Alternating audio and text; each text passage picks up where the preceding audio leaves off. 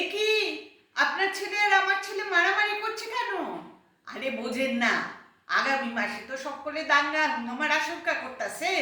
আর ওরা তো দুই বিরোধী পক্ষ, এর লিগা দীক্ষা লইতেছে মারামারি কইরা যে কে বেশি বলশালী। খাইছে রে, খাইছে রে।